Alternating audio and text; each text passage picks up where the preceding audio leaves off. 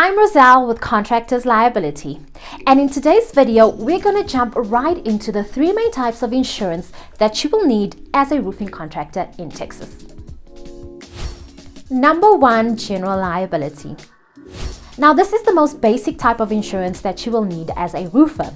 General liability protects your business against third-party property damage and bodily injury, and it can also cover lawyers' fees in the event that your business gets sued.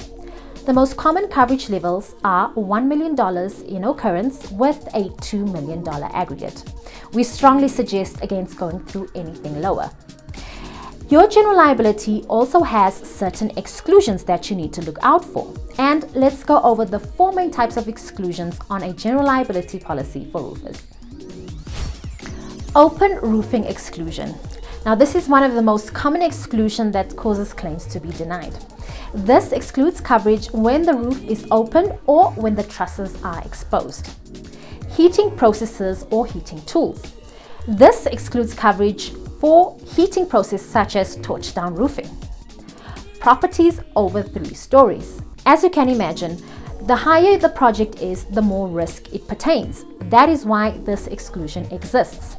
And the last type of exclusion, property types. This excludes coverage for work on properties such as schools, churches, hospitals, and properties over 20,000 square feet. If you do any of these 4 things that I mentioned, make sure to speak to your agent and have them endorse your policy to include coverage. Number 2, workers' compensation. If you have employees or use uninsured subcontractors, then you will need to get workers' compensation insurance. Now, the state of Texas does not require you to have this type of coverage, but if you do have employees, it's an important one to have.